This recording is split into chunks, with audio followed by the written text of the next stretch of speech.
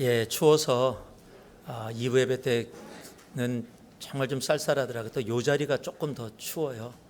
그래서 2부에는 난로가 없었거든요. 3부에 난로를 좀 갖다 달라 그래서 옆에다 놨더니 또 너무 뜨거워요. 그래서 좀 주셨습니다. 사람이 참 이게 쉽지가 않아요. 없으면 춥고 있으면 뜨겁고, 우리 옛날에 뜨거운 국 시켜서 먹는 우리들 모습과 같은 것 같습니다. 여러분, 그런 경험 있는지 모르겠어요. 내가 생각했던 것과 다른 결과가 내 삶 속에 왔던 그런 경험들이 아마 여러분들도 있었을 거예요. 저는 지난주에 일단 오해를 좀 풀고 말씀을 계속 전해야 될 것 같아서 제가 3부 예배 끝나고 같이 친교실에 들어가서 잠시 몇 분하고 대화를 나눌 수 있는 시간이 있었는데 막 웃으면서 저한테 그러는 거예요. 목사님, 화면으로 예배 드리다 보니까 목사님 이 입술 옆에 침이 흐르는 줄 알았어요 그러더라고요. 제가 여기 콜소가 생겼습니다. 그래갖고서 좀 아파서 약을 발랐더니 아마 화면에 반짝반짝 빛났던 것 같아요. 그러니까 그 자매님이 그렇게 생각했대요. 목사님이 이제 나이가 들더니 침 흘리면서 설교하는구나. 저는 이 콜소 생겨서 사람들이 와서 목사님 많이 피곤한가 봐요 이렇게 그래도 그럴라고 생각했는데 말씀 전에 나이가 들으니까 침 흘리면서 말씀 전하는구나. 전혀 생각하지도 못했던 얘기를 듣고 참 웃기도 했는데요. 이스라엘 백성들이 자신들이 기대했던 것과 다른 삶의 모습을 경험하면서 아마 이 콜드소어 정도가 아니라 더 기가 막히고 힘들고 어려웠습니다. 출애굽이라는 소망이라는 단어, 정말 평생 태어나면서부터 노예로 살았던 이스라엘 백성들에게 자유, 정말 애굽에서 떠나 이스라엘로 나아갈 수 있다. 출애굽이라는 소망이라는 단어를 들었는데 그 소망이라는 기대가, 출애굽이라는 그 소망의 기대가 고통과 환난과 오히려 더 어려움으로 그들의 삶에 다가왔기 때문입니다. 모세와 아론이 바로에게 가서 출애굽을 이야기하면 이야기할수록 그들의 삶은 더 어려움 속에 빠져들어가게 된 것입니다. 얼마나 어려웠던지 이제 모세가 무슨 말을 해도 이스라엘 백성들이 듣지 않는 그런 상황이 되어져 버린 겁니다. 출애굽기 6장 9절을 보니까요, 모세가 이와 같이 이스라엘 자손에게 전하나 그들이 마음이 상함과 가혹한 노역으로 말미암아 모세의 말을 듣지 아니하였더라. 소망이 있었는데 여러분, 소망이 절망으로 변하니까 마음이 상하게 돼요. 마음이 상하고 형편은 더더욱 어려워지니까 모세가 무슨 말을 해도 이제는 들리지 않는 겁니다. 이스라엘 백성들뿐만 아니라 모세도 마찬가지였습니다. 그러한 상황 속에 있는 모세에게 하나님이 계속해서 동일한 말씀을 전하세요. 가서 바로에게 출애굽의 그 말씀을 전하라, 명령을 전하라라고 이야기했더니 모세도요, 출애굽기 6장 12절에 보니까 하나님 앞에 이렇게 대답합니다. 모세가 여호와 앞에 아뢰어 이르되 이스라엘 자손도 내 말을 듣지 아니하였거든 바로가 어찌 들으리까. 하나님, 생각해 보세요. 이스라엘 백성들도 이제 내 말을 듣고 있지 않은데 내가 무슨 말을 하더라도 바로가 그 말을 듣겠습니까? 이젠 모세도 마음속에 낙담이 찾아오게 된 것입니다. 그런데도 하나님은요, 어찌 보면 막무가내처럼 말씀을 하십니다. 출애굽기 6장 13절, 바로 그렇게 대답하고 난 그 다음 절을 보니까 여호와께서 모세와 아론에게 말씀하사 그들로 이스라엘 자손과 애굽 왕 바로에게 명령을 전하고 이스라엘 자손을 애굽 땅에서 인도하여 내게 하시니라. 뭐라고요? 지금 힘들고 어려운 상황이 계속 반복되어지고 있는데도 불구하고 하나님의 명령은 바뀌지가 않아요. 계속해서 나가서 출애굽을, 그 명령을 선포하라라고 계속해서 말씀하고 계시는 겁니다. 우리는 현실 앞에서 너무 힘들고 어려운데 하나님은 전혀 이해하지 못하는 것 같은 그러한 모습을 우리들이 보는 것 같습니다. 사람들은요, 내가 처한 현실이 힘들고 어려우면 지치고 넘어질 수밖에 없습니다. 이 팬데믹 참 힘들고 어려운 상황이 반복되고 있습니다. 여러분, 올해 우리가 얼마나 소망 가운데 시작했습니까? 2020 연도도 딱 맞아갖고 2020이라고 부를 수 있는, 정말 광고도 그렇고 2020 소망 가운데 시작했어요. 그런데 금세 3월달이 돼서 팬데믹이 터지면서 그 소망은 어디로 온데간데 없이 사라지고 수많은 아픔과 고통과 어려움이 지금도 우리를 덮고 있습니다. 여러분, 추수감사절은 어떻습니까? 추수감사절은 가족들이 모이는 날입니다. 그런데요, 모이지 말래요.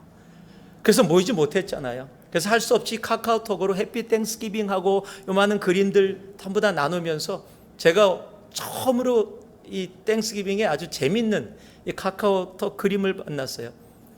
해피 땡스기빙 하면서 테이블에 가족들이 모여 앉아 있는데 가운데는 터키가 있고 가족들이 동그랗게 돌아 앉아 다 마스크 쓰고서 먹지 못하고 터키 바라보고 있어요.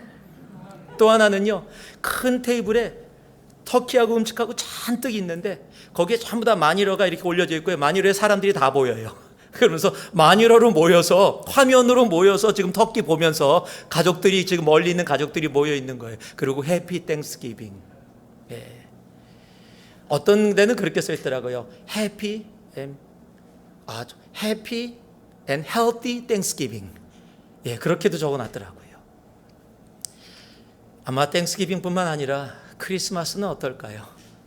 예, 어떤 상황이 이루어질지 알지 못합니다.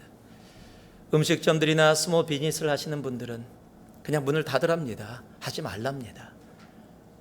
여러분, 얼마나 힘들고 어려울까요? 아무 해결책도 없는데. 우리가 처한 현실, 앞에 길이 보이지 않는 그런 상황들입니다. 애굽에 있던 이스라엘 백성들도 우리보다 더하면 더했지 덜하지 않았을 겁니다. 출애굽이라는 소망으로 시작했지만 자신들이 갖고 있는 현실은 오히려 그 출애굽을 듣기 전보다 더 힘들고 어렵고 고통 속에 있는, 앞에 길이 보이지 않는 그러한 상황에 처했기 때문입니다. 그럼에도 불구하고 왜 하나님은 힘들고 어려운 백성들을 좀 풀어주고 위로해주고 사랑해주고, 야, 내가 너희들 그렇게 힘든지 몰랐다라고 정말 사랑의 말씀이라도, 위로의 말씀이라도, 이해의 말씀이라도 해줬으면 좋겠는데, 하나님은 지금 모세와 이스라엘 백성들에게 더 강하게 명령하십니다. 출애굽. 여기서 우리가 꼭 알아야 할 중요한 것이 하나 있습니다. 그것은요, 하나님의 명령이 우리가 이해가 되지 않더라도 하나님의 명령을 순종하고 나아갈 때 세상에서 우리들이 살아가야 할 답이 하나님께만 있음을 하나님이 우리로 알게 하시는 것입니다. 여러분, 세상은요, 알아가면 알아갈수록 답이 없습니다. 문제만 더 보일 뿐입니다. 그러나 하나님을 알면 알수록 그 하나님 안에 우리가 가져야 될 모든 세상에 답이 있다라는 사실입니다. TF10이라는 분은 이렇게 이야기했습니다. 우리가 문제를 통해 하나님을 보려고 해서는 안 된다. 하나님을 통해 문제를 보아야 한다. 다시 말씀드립니다. 우리가 문제를 통해서 하나님을 보아서는 안 된다. 하나님을 통해 문제를 보아야 한다. 우리가 팬데믹이라는 문제를 통해서 하나님을 바라보는 것이 아니라 하나님을 통해서 우리가 처한 이 상황을 바라볼 수 있는 것, 여러분, 그것이 너무도 중요한 거예요. 그래서요, 하나님을 통해 문제를 보고 그 안에서 답을 찾으려면 바로 우리의 하나님을 우리가 온전히 제대로 알아야 합니다. 비록 현실이 힘들고 어려워도요, 일들이 덮고 있는 것 같은 상황에서도 하나님을 알을 때 우리는 이 어려움 속에서도 우리가 걸어가야 될 올바른 길을 걸어갈 수 있기 때문에 그렇습니다. 저는 그래서 이렇게 말씀드리고 싶어요. 여러분, 세상은요, 모르는 게 약입니다. 그런데 하나님은 아는 것이 힘입니다. 우리가 하나님을 더 깊게 알아가 하나님이 허락하는 그 능력 가운데 나아갈 수 있기를 소망합니다. 오늘 이 출애굽의 말씀을 보면은요, 하나님께서 계속해서 오늘 읽은 6장 말씀뿐만 아니라 지속적으로 출애굽에서 주님께서 반복해서 해주시는 말씀이 있습니다. 그것이 뭐냐면 내가 여호와인 줄 알리라, 또는 내가 여호와이로다 라는 말씀이에요. 계속해서 출애굽 전체에 반복해서 하나님이 말씀하시는 것이 내가 여호와인 줄 너희가 알리라. 내가 여호와로다. 여러분 무엇을 말씀하고 계신 거예요? 출애굽 전체에서 주님께서 우리에게 원하시는 것은 출애굽이라는 정말 이들의 백성을 구원해내는 일도 중요하고 그것이지만 그 모든 과정에 주님께서 우리로 알게 하시는 것이 뭐냐면 그가 우리의 하나님 창조주 하나님이라는 사실을 우리로 알게 하기를 원하시는 거예요. 여러분 그것은 너무도 중요한 겁니다. 하나님을 알아야 하나님의 백성이 하나님의 백성의 삶을 살아갈 수 있기 때문입니다. 다시 말씀드립니다. 우리가 하나님을 알아야 하나님의 백성이라고 불리는 우리들이 하나님의 백성이 살아가야 될 길을 살아갈 수 있기 때문입니다. 오늘 말씀의 제목이 알면 살아가게 됩니다. 정말 우리들이 하나님을 알고 하나님의 백성이 살아가야 될 그 길을 걸어갈 수 있는 우리 모두가 되기를 주님의 이름으로 축복합니다. 먼저 우리가 하나님을 알면서요 하나님을 알아야 되는데 어떤 하나님을 알아야 됩니까? 우리가 1절과 2절 말씀입니다. 제가 읽어드리겠습니다. 여호와께서 모세에게 이르시되 이제 내가 바로에게 하는 일을 내가 보리라. 강한 손으로 말미암아 바로가 그들에게 보내리라. 강한 손으로 말미암아 바로가 그들을 그의 땅에서 쫓아내리라. 하나님이 모세에게 말씀하여 이르시되 나는 여호와이니라. 우리가 알아야 될 하나님은 다른 하나님이 아닙니다. 바로 전능하신 하나님입니다. 여러분 전능하신 하나님을 알면 우리는 믿음을 살아가게 되기 때문입니다. 우리의 하나님은 전능하십니다. 아멘이 요거 우리 전능 안 하신 것 같아요. 우리의 하나님은 전능하십니다.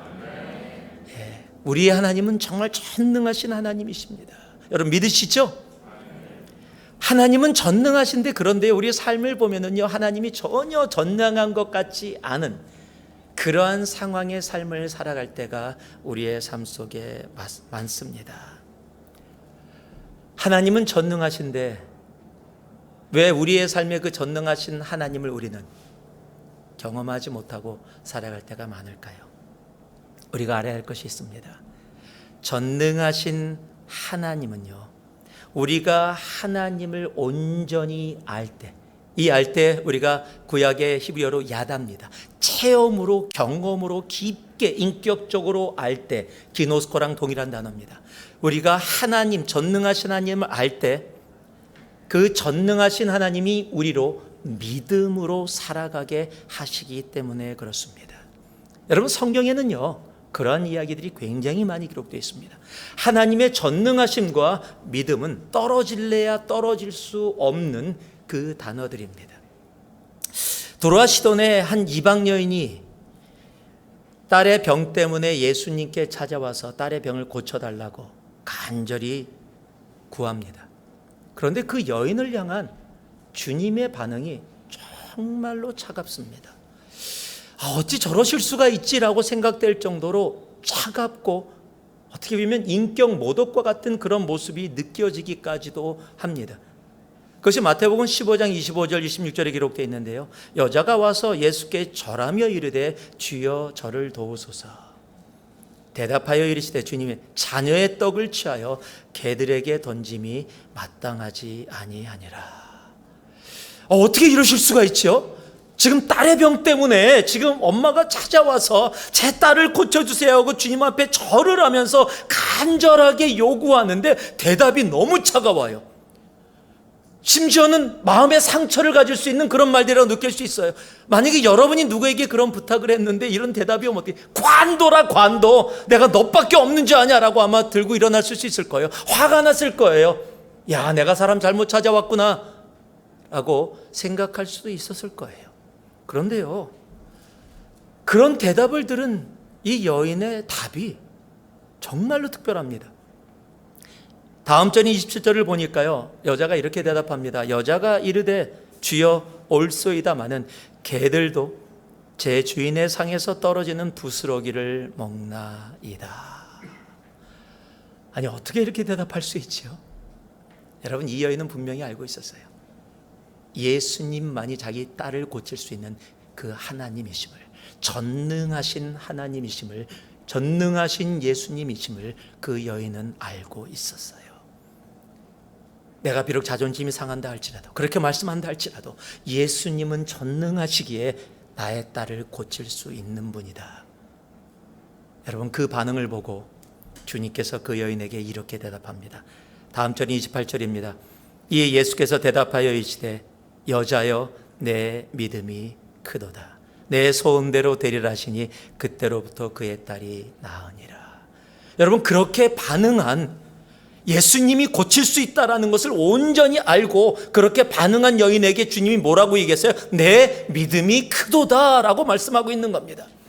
여러분, 하나님의 전능하심을 알면은요, 내가 믿음을 살아가게 돼 있는데, 내가 믿음을 살아가는 그 삶에 있다면 그 믿음 가운데 하나님의 전능하심이 내 삶에서 전능하심으로 나타나게 되어지는 거예요. 그저 내가 말하는 하나님의 전능하심이 아니라 내 삶 속에 살아 역사하시는 하나님의 전능하심은, 내가 하나님의 전능하심을 알고 내가 그 믿음의 삶을 살아갈 때 내 삶 속에서 하나님의 전능하심이 열매 맺어지고 나타나고 역사하게 되어지는 겁니다.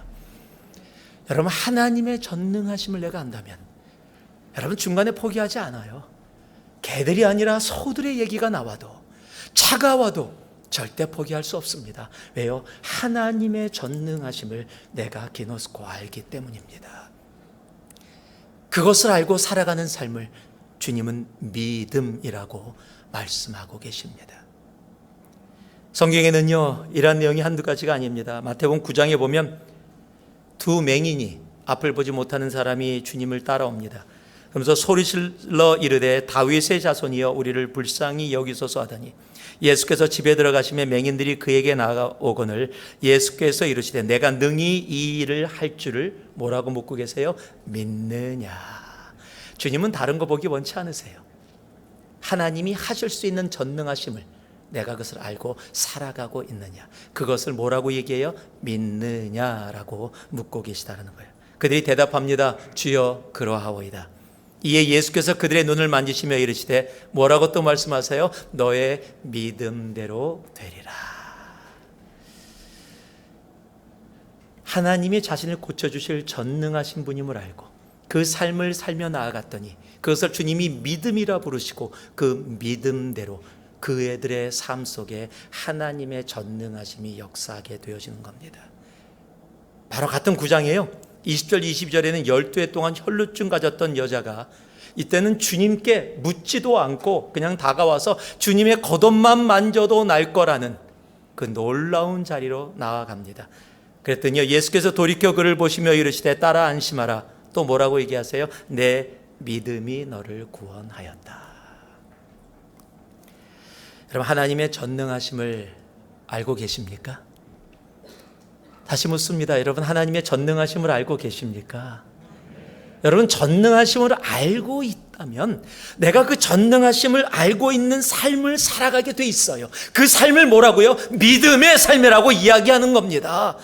하나님의 전능하심을 안다면 지금 내 세상이 꼭 아무것도 느껴지지 않는다고 할지라도 하나님의 전능하심을 알고 내가 살아가는 삶을 하나님은 믿음이라 말씀하시고 그 믿음의 삶을 살아가는 우리들의 삶 속에 하나님의 전능하심의 역사를 허락해 주시고 이루어 주십니다. 하나님의 전능하심을 알고 정말 믿음의 삶을 살아가는 우리가 되기를 주님의 이름으로 축복합니다. 한 아이가 있었습니다. 눈이 보이지 않는 아이가 언덕에서 연을 날리고 있었습니다. 길을 가던 한 분이 그 모습을 보고 참 신기했어요. 어떻게 눈이 보이지 않는데 저렇게 연을 날리고 있지? 그리고 그 아이에게 다가가서 묻습니다. 아이야, 내 연이 어딨니? 너는 볼 수 없으니 연이 땅에 떨어졌는지 지금 하늘로 날아갔는지 모르지 않아? 그랬더니 소년이 분명한 목소리로 답을 합니다. 무슨 말씀이세요? 제 연은 지금 하늘에 높이 떠 있어요. 그랬더니 그분이 다시 묻습니다. 눈이 안 보이는데 네가 그것을 어떻게 알아? 그랬더니 소년이 다시 한번 분명히 대답합니다. 눈엔 안 보여도 손에 잡은 연줄이 팽팽하게 당겨지면 내 연은 하늘에 떠 있는 거예요. 눈이 안 보여도 잡고 있는 연줄로 인하여 여러분 연이 날고 있음을 알고 있듯이 우리가 믿음의 삶, 하나님의 전능하심을 믿고 살아가는 그 삶의 길을 걸어가고 있다면, 비록 지금 내 삶 속에 하나님의 전능하심이 지금 이루어지지 않는다 할지라도 여러분 믿음의 삶을 벗어나지 않습니다. 왜냐하면 하나님의 전능하심을 온전히 알고 있기 때문입니다. 그 하나님의 전능하심을 알고 살아가는 삶, 그 믿음의 삶, 그리고 믿음의 삶 가운데 하나님의 전능하심이 우리의 삶 가운데 역사되어지는, 여러분 그 놀라운 은혜가 오늘 예배를 드린 우리 모두에게 차고 넘치기를 주님의 이름으로 축복합니다. 두 번째로 우리가 알아야 될 하나님이 있습니다. 바로 약속을 지키시는 하나님입니다. 4절과 5절을 보니까요, 가나안 땅 곧 그들이 거류하는 땅을 그들에게 주기로 그들과 언약하였더니 이제 애굽 사람이 종으로 삼은 이스라엘 자손의 신음소리를 내가 듣고 나의 언약을 기억하노라. 여러분, 약속을 지키시는 하나님을 알면 내 삶 속에 나타나는 것이 있는데 그것이 바로 오래 참음, 인내입니다. 제가 개인적으로 별로 제일 안 좋아하는 어떤 이 타입의 사람들이 있다면 약속을 잘 안 지키는 사람들이에요. 왜 약속을 잘 안 지키는지 몰라도요, 뭐 어떨 때는 깜빡했어요 라고 이야기할 때 있습니다. 정말 그럴 때 있습니다. 저도 깜빡할 때가 많으니까. 그런데 많은 경우 보면은요, 이익과 손해예요.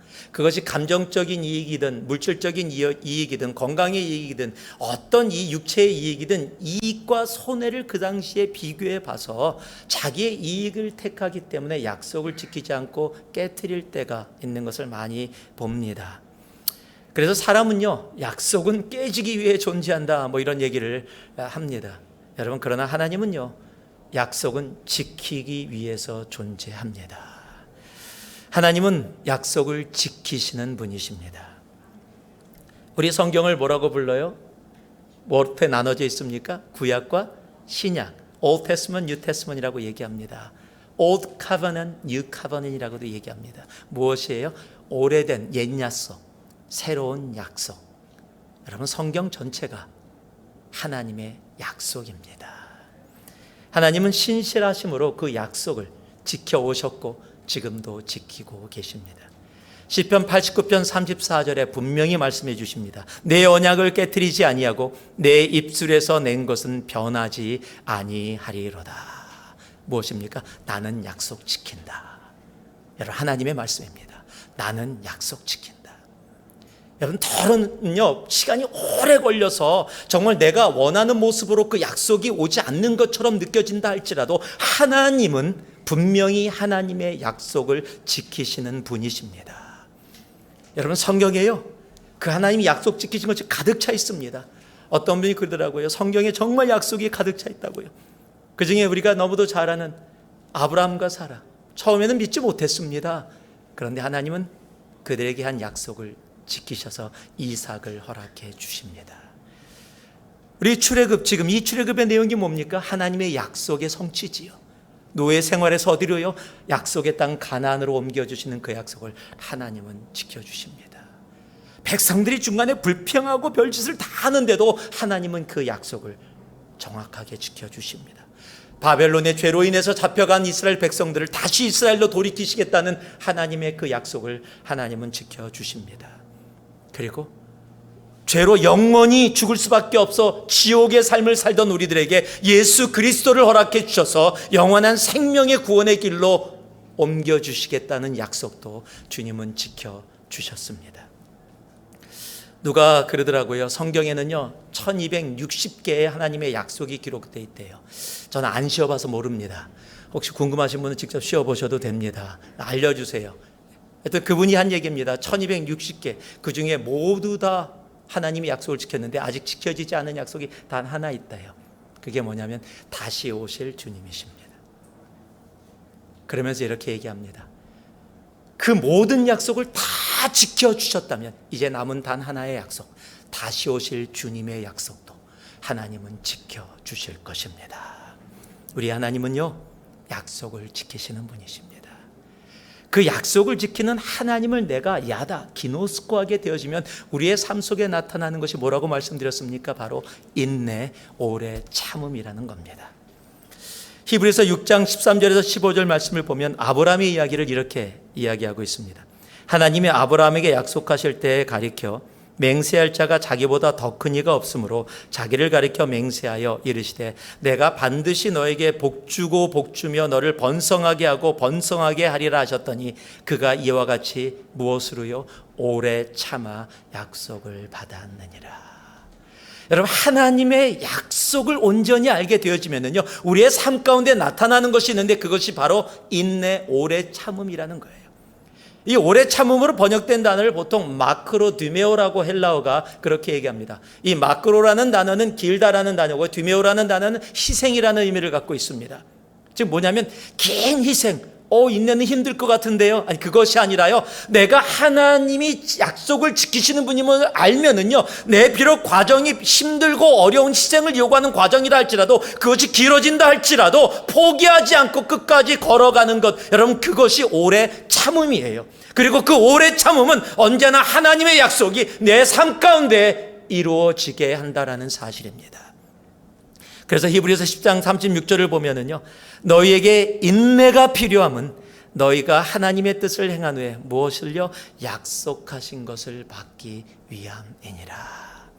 여러분, 하나님은요, 그가 하신 약속을 지켜주십니다. 다시 말씀드립니다. 하나님은 그가 하신 약속을 지켜주십니다. 약속을 지키시는 하나님을 안다면 이제 우리는요, 무엇을 살아가요? 오래 참음, 인내를 살아가야 합니다. 그 인내를 살아갈 때, 그 인내 가운데, 그 오래 참음 가운데 하나님의 약속이 내 삶 속에 열매 맺어지는 놀라운 은혜의 자리에 우리 모두가 있게 될 것입니다. 힘들고 어렵지만, 비록 팬데믹이 생각보다 길어져서 하나님 언제까지요? 라고 이야기할지 몰라도 여러분, 지금 바로 필요한 것이 바로 마크로 드메오입니다. 내가 하나님이 약속을 지키심을 안다면 이 팬데믹의 끝에서 하나님이 우리에게 주실 그 약속, 그 놀라운 소망을 바라보며 지금도 오래 참음의 길을 걸어가는 우리 모두가 되기를 주님의 이름으로 다시 한번 축복합니다. 마지막으로요, 6절과 7절 말씀을 좀 같이 읽기를 원합니다. 함께 읽겠습니다. 시작. 그러므로 이스라엘 자손에게 말하기를 나는 여호와라. 내가 애굽 사람의 무거운 짐 밑에서 너희를 빼내며 그들의 노역에서 너희를 건지며 편팔과 여러 큰 심판들로서 너희를 속량하여 너희를 내 백성으로 삼고 나는 너희의 하나님이 되리니 나는 애굽 사람의 무거운 짐 밑에서 너희를 빼낸 너희의 하나님 여호와인 줄 너희가 알지라. 우리가 알아야 될 하나님, 바로 사랑의 하나님입니다. 여러분, 사랑의 하나님, 여러분, 우리의 구원의 시작이 무엇인지 아십니까? 바로 하나님의 사랑입니다. 여러분, 성경 구절을 못 외우는 분들도 교회를 오래 다니면 외우는 성경 구절은 하나는 꼭 있어요. 뭐죠? 요한복음 3장 16절 다 나오잖아요. 한번 같이 외워볼까요? 자, 요한복음 3장 16절 시작. 하나님이 세상을 이처럼 사랑하사 독생자를 주셨으니 이는 저를 믿는 자마다 멸망하지 않고 영생을 얻게 하려 하심이라. 아멘. 아마 영어로도 다 외우셨을 거예요. For God so loved the world. 여러분, 구원의 시작이 뭡니까? For God so loved the world. 하나님이 세상을 이처럼 사랑하사. 여러분, 지금 우리가 이곳에 와서 이렇게 예배 드릴 수 있는 이유가 뭔지 아세요? 하나님의 사랑 때문이에요. 여러분, 창조주 하나님을 이 피조물인 우리들이 아버지라고 부를 수 있는 이유가 뭐예요? 하나님의 사랑 때문이에요. 하나님의 사랑 때문에 우리가 이곳에서 이렇게 비록 힘들고 어렵다라고 이야기하지만은요, 아니, 그 가운데서도 이렇게 하나님 앞에 예배 드릴 수 있는, 여러분, 그 특권은 바로 하나님의 사랑 때문입니다. 여러분, 구원뿐만이 아니에요. 하나님이 행하시는 모든 것들이 다 하나님의 사랑으로 이루어집니다. 오늘 본문의 말씀인 출애굽도 마찬가지입니다. 여러분, 출애굽의 시작도 다른 게 아니에요. 노예로 있던 이스라엘 백성들 가나안 땅으로 보내서 그곳에서 새롭게 하나님의 노예로 삼는다? 아닌 거 알잖아요. 왜? 그들을요, 사랑하기 때문에. 오늘 함께 읽은 말씀이 뭐라고 얘기하고 있어요? 내 백성 나는 그들의 하나님이라고 얘기해요. 여러분, 이 구약적인 표현을요, 우리가 신약으로 갖고 오면 간단합니다. 아바 아버지예요. 내 아들, 내 자녀. 아버지가 되신다라는 말이에요. 여러분, 이스라엘 백성을 출애굽시킨 이유가 다른 게 아니에요. 바로 아버지의 사랑이에요. 오랫동안 죄로 인해서 깨졌던 그 아버지와 자녀의 관계를 다시 한번 회복시키기 원하시는 하나님의 사랑으로 출애굽이 그렇게 이루어지는 겁니다. 여러분, 이 우리가 함께 봉독한 단어에 우리가 보통 구약보다는 신약에서 자주 쓰는 단어가 한 단어가 이곳에 기록되어 있어요. 그 단어가 속량이라는 단어입니다. 우리가 읽었던 말씀을 보면은요, 여러 큰 심판들로서 너희를 속량하여 너희를 내 백성 삼고라고 되어 있어요. 이 속량이라는 단어가 히브리어로 가알이라는 단어입니다. 이 가알이라는 단어는 몸값을 지불하다라는 의미입니다. 여러분, 이 단어가 신약으로 와서 동일하게 우리가 잘 아는 단어로 동일한 의미를 갖고 쓰여지는데 그것이 아폴로트로시스라는 단어입니다. 이 아폴로트로시스는 단어도 몸값을 지불하다라는 단어인데 어떤 몸값이냐면 노예가 자기의 몸값을 지불할 수가 없습니다. 만약에 몸값이 은 30냥이라고 할지라도 그것을 열심히 벌어서 수년 동안 정말 모을 수 있는 능력이 있다 할지라도 그가 일해서 모으는 돈은 자기 돈이 아니라 다 자기 주인 돈이에요. 그렇기 때문에 노예는 결코 자기 몸값을 지불할 수 없는 존재입니다. 그런데 누군가 그를 사랑해서 그의 몸값을 지불해주고 그로 하여금 노예가 아니라 자유인이 되게 한 단어가 바로 이 아폴로트로시스라는 단어예요.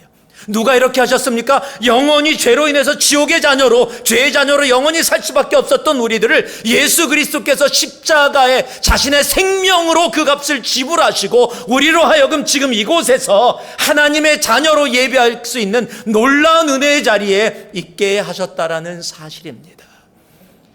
여러분, 하나님의 사랑은요, 창세부터 출애굽에 그리고 지금도 동일하게 우리를 향하고 있습니다.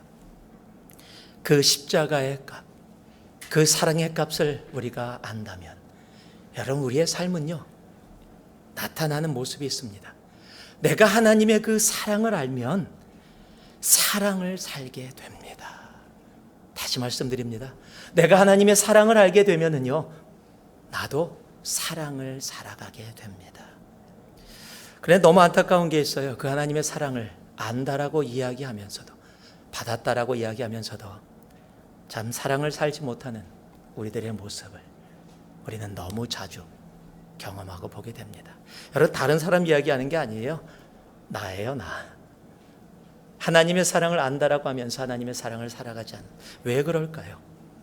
여러분, 성경에도 그런 사람이 예가 있습니다. 마태복음 18장에 기록되어 있는 1만 달란트 빚진 자. 1만 달란트를 빚진 사람이 도저히 갚을 길이 없어서 주인에게 하소연을 합니다. 용서해달라고, 탕감해달라고. 주인이 흔쾌히 탕감을 해줍니다. 여러분, 얼마나 기뻤겠어요. 너무 기쁨으로 룰루라 노래 부르면서 나아가는데 갑자기 이게 웬일입니까? 자기 앞에 자기에게 100대 내려온 빚진 자를 만난 거예요.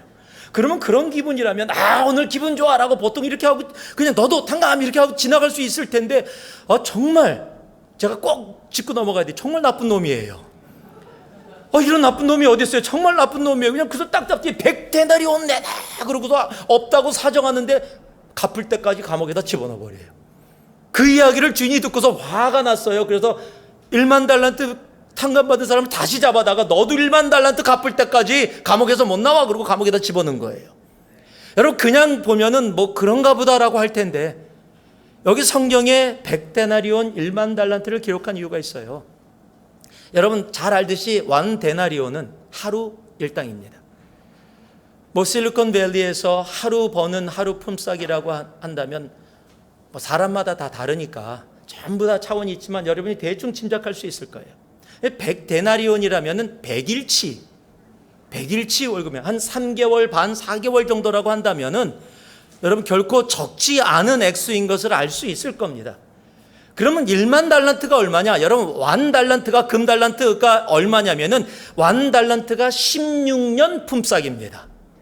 그럼 계산상으로만 따져도 1만 달란트면 얼마요? 16만 년. 얼마예요 그러면은? 자, 빨리 좀 계산 좀 해. 네. 계산 빨리빨리 해가. 그냥 계산이 나왔어요. 많다. 셀 수 없을 만큼 많다. 계산이 안 된다가 1만 달란트예요. 내가 도저히 계산할 수 없는, 내가 감당할 수 없는 그 액수가 1만 달란트예요. 여러분, 100데나리온은 조금 가치가 있을지 몰라도 충분히 감당할 수 있는, 어렵지만 감당할 수 있는 액수고, 1만 달란트는 감당할 수 없는 거예요. 감당할 수 없는 것을 탕감받았어요. 여러분, 그것을 안다면 100데나리온을 가지고 내가 붙잡고 감옥에다 넣는다라는 이런 나쁜 짓은 안 하게 될 거예요. 그런데 왜 했어요? 여러분, 내가 1만 달란트 탕감을 받았는데 내가 탕감받은 그 사랑의 깊이와 그 넓이를 내가 제대로 알지 못했기 때문이에요. 나는 1만 달란트 탕감받을 만한 괜찮은 사람이야. 그렇기 때문에 이렇게 됐어. 예수님이 나를 위해서 십자가에 달려 돌아가셔서 나는 구원받을 만한 그런 자격이 있는 사람이야. 여러분, 정말 그렇습니까? 여러분, 아니요. 이곳에요, 구원받을 만한 자격 있는 사람은 한 명도 없습니다. 그럼에도 불구하고 하나님이 우리를 너무도 사랑하셔서 자신의 아들 독생자 예수 그리스도를 십자가에 그 생명값을 지불하시고 우리를 지금 이곳에, 지금 온라인으로라도 예배드리게 하시고 계시다라는 사실이에요.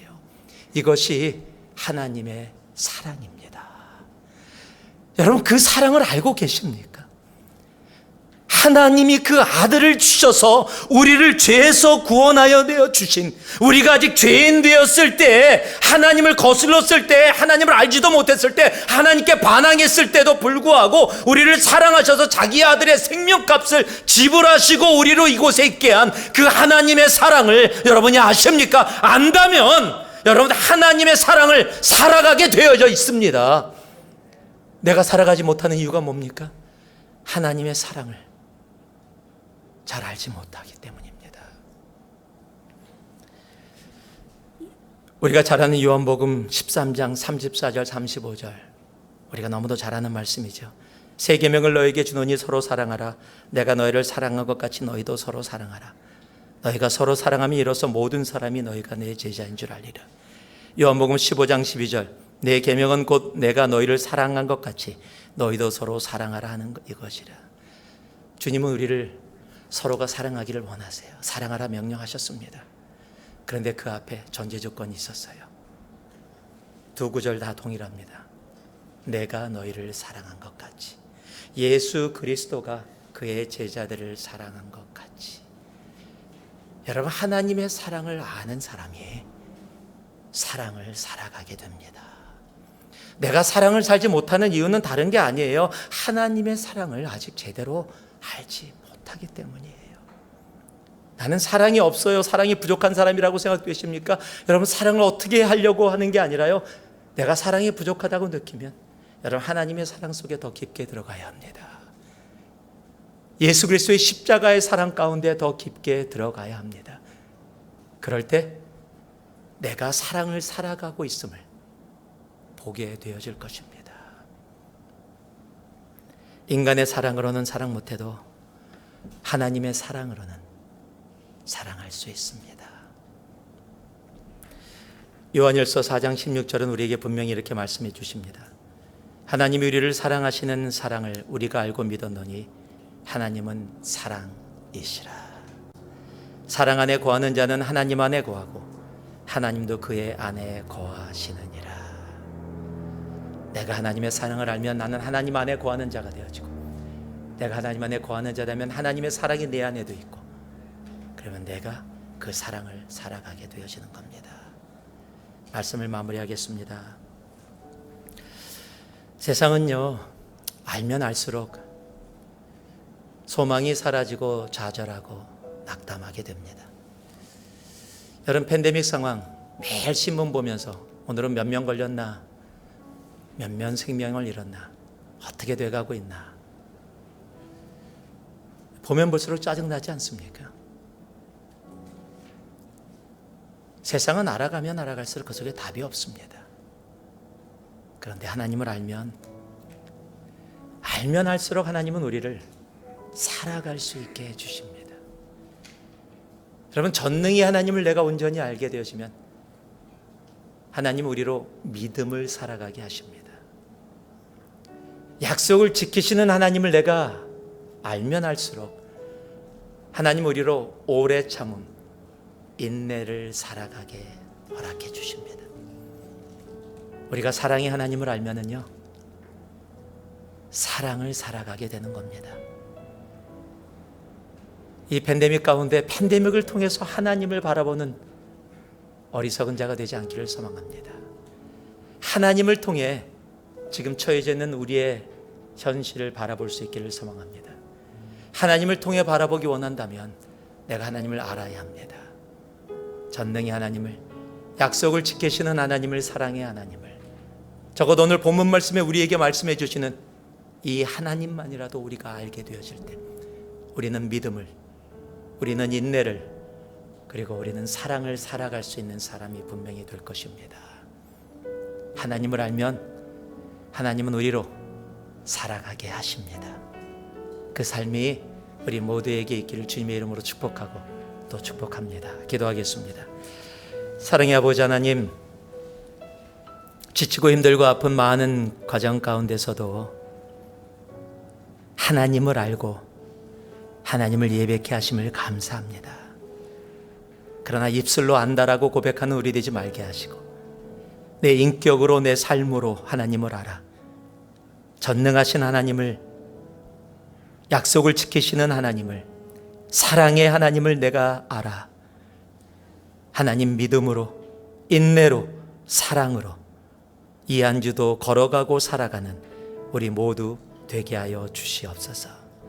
예수님 이름으로 기도합니다. 아멘.